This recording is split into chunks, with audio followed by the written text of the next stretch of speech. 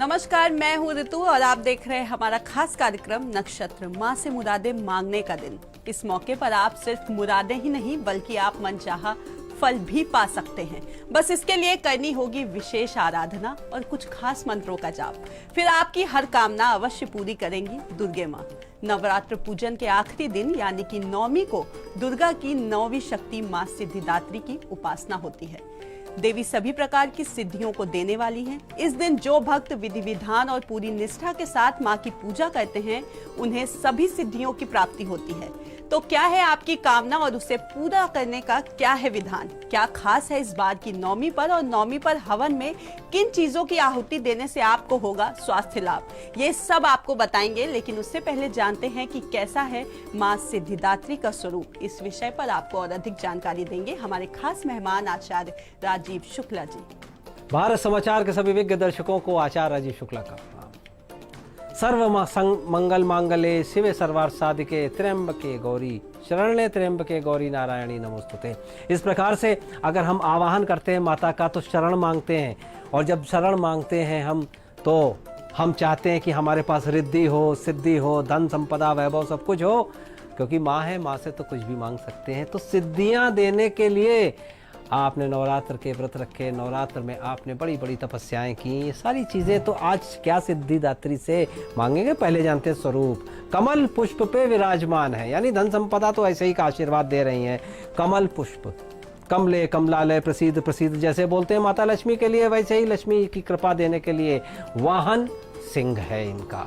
तो देवी के दाहिनी तरफ के नीचे वाले हाथ में भी चक्र है, उनके दाहिनी तरफ ऊपर वाले हाथ में गदा, बाईं तरफ वाले नीचे हाथ में शंख धारण किए हुए हैं। इन सब का अपना अलग अलग महत्व है। ऊपर वाले हाथ में कमल का पुष्प है। तो अगर हम देखते हैं तो कमल से समृद्धि दिखती है, कमल पुष्प पे ही विराजमान है, और समृद्धि मतलब हर प्रकार। और इनका वाहन चूंकि सिंह है, इसलिए माता दुर्गा का साक्षात परम रूप, और ये सिद्धि देने के लिए निर्भयता, क्योंकि माता सिद्धिदात्री ये निर्भयता देती हैं, आरोग्यता देती हैं, सारे कष्टों को दूर करती हैं। रोग शोक तो बिल्कुल पास में ही नहीं आता है यदि इनका अगर ध्यान भी कर लिया जाए एक बार। तो सिंह पे वाहन पे विराजमान, दाहिनी तरफ हाथ में चक्र भी है, और शास्त्र में और शस्त्र में दोनों में सामंजस्य होना चाहिए। अगर शास्त्र का अध्ययन है तो शस्त्र का भी अध्ययन होना चाहिए। ये माता का शक्ति रूपेण संस्थिता, यानी कि अगर हम शक्ति रूपेण संस्थिता यानी शक्ति की हम बात करते हैं तो परिचालन होता कैसे है शक्ति का? वो तो शस्त्र और शास्त्र दोनों के सामंजस्य से होता है। माता सिद्धिदात्री 8 प्रकार की सिद्धियां देते हुए, और इसके साथ ही आज्ञा चक्र और सहस्रार्थ चक्र के ऊपर और पास में एनर्जी साधकों की अगर हम बात करें तो कुंडलिनी जागरण की शक्ति देती है। अगर आपने नवरात्र के 9 दिनों में माँ की पूजा आराधना नहीं की है तो नवमी की तिथि पर भगवती के सिद्धिदात्री स्वरूप की पूजा आपको नवरात्रि का पूरा फल दिलाने में सबसे ज्यादा मददगार साबित होगी। कहते हैं जो भी माँ की पूजा पूरे विधि विधान से करता है उन भक्तों की हर कामना पूरी हो जाती है।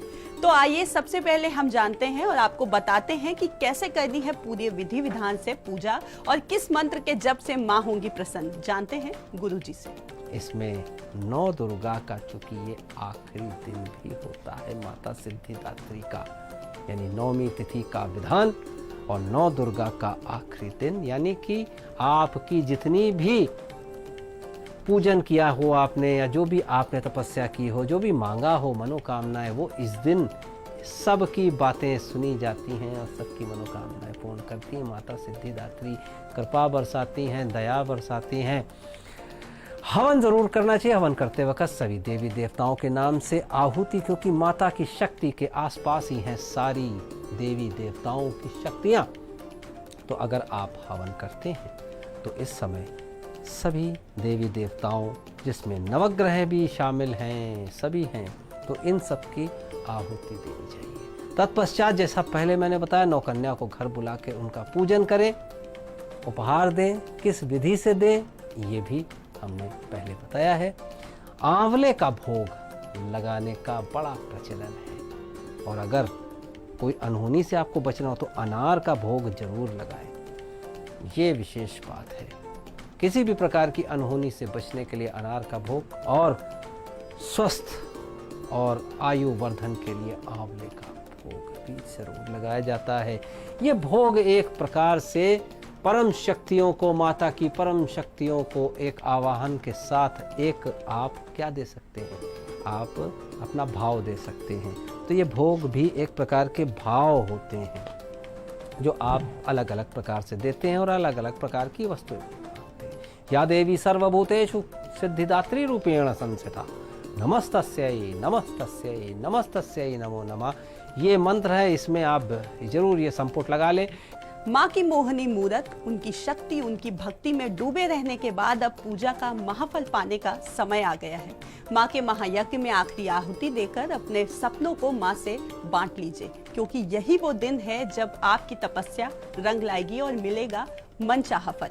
आज नवरात्र की नौमी का दिन है, जिसे संपूर्णता का प्रतीक माना जाता है, क्योंकि 9 दिन से व्रत रखकर शक्ति की उपासना करने वाले भक्त नौमी को यज्ञ और हवन करके व्रत का समापन करते हैं। कहते हैं नौमी पर जो कोई माँ का आशीर्वाद पाने से सफल होता है, उसकी झोली भरते बिल्कुल भी देर नहीं लगती। नौमी पर हवन का खास महत्व है। हवन करने से आपके सभी तरह के कष्ट दूर होंगे। इसके साथ ही जो पूरे विधि विधान आपने नवरात्र में पूजा पाठ किया है, इसका फल भी आपको मिलेगा। इसलिए आप गुरु जी से वो पवित्र वस्तुओं के बारे में जानते हैं जो हवन में आहुति देने से आपको अनेक प्रकार के लाभ होंगे। काली मिर्च रोगाणुओं को मारने में प्रतिरोधक क्षमता में बढ़ाती है, इसलिए हवन इससे किया जाए। जीवन में मिठास लाने के लिए शहद से भी हवन आप कर सकते हैं। शहद सबसे शुद्ध तत्वों में एक है, और पालक ये हरियाली का प्रतीक है, करिच का प्रतीक है। पालक हवन करने से सुख समृद्धि बढ़ती है। माता कालरात्रि को चूंकि हलवा पसंद है, इस हवन करने से जीवन में मुस्कुराहट बनी रहती है। माता को, गौरी को खीर पसंद है, हवन में खीर अर्पित करने से माँ धन धान्य का आशीर्वाद देती है। ये सब वस्तुएं अलग अलग चीज। कमल गट्टा से वंश और गोत्र की वृद्धि होती है। अनार की आहुति से उत्पन्न हुए धुएं से रक्त मजबूत होता है आपका। घी से आसपास के रोगाणु भी दूर होते हैं। कर्पूर अगर आरती करते हैं उससे या हवन में डालते हैं तो श्वास प्रश्वास आपकी जो क्रिया है वो अच्छी होती है। कर्पूर से हवन करने से कहा गया है संपूर्ण शुद्धता की प्राप्ति होती है। तो ये कुछ ऐसी वस्तुएं हैं, और ये पूरी वैज्ञानिक दृष्टिकोण पे खरी उतरती हुई देखी गई हैं।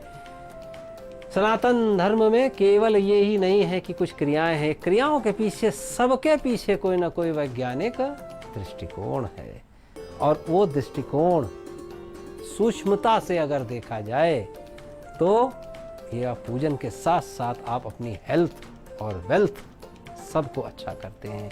तो अलग अलग पदार्थ होते हैं। पवित्र वस्तुओं से हवन करने का महत्व होता है अपना, और हवन करने से कोई चीज़ वेस्ट नहीं होती है।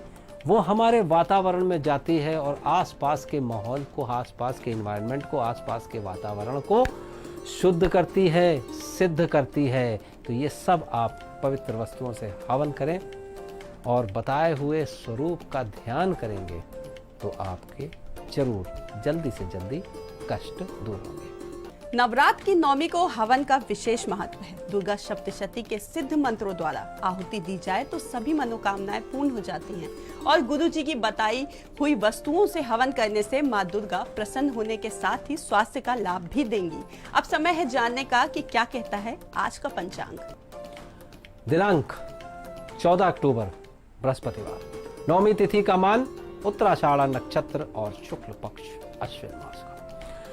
शुभ समय अभिजीत काल 11:43 से 12:30 का, और राहु काल आज 1:33 से 3 बजे तक सिद्ध है। अपनी सभी प्रकार की समस्याओं के समाधान के लिए आप आचार्य राजीव शुक्ला जी से संपर्क कर सकते हैं। गुरु जी का कॉन्टैक्ट नंबर है 8004036524। आप ईमेल के जरिए भी गुरु जी से अपने प्रश्न पूछ सकते हैं। गुरु जी की ईमेल आईडी है rajivshuklaonline@gmail.com। आज के इस खास कार्यक्रम में बस इतना ही। हम फिर हाजिर होंगे कुछ और नई जानकारी के साथ। तब तक देश और दुनिया की तमाम बड़ी खबरों के लिए देखते रहिए भारत समाचार।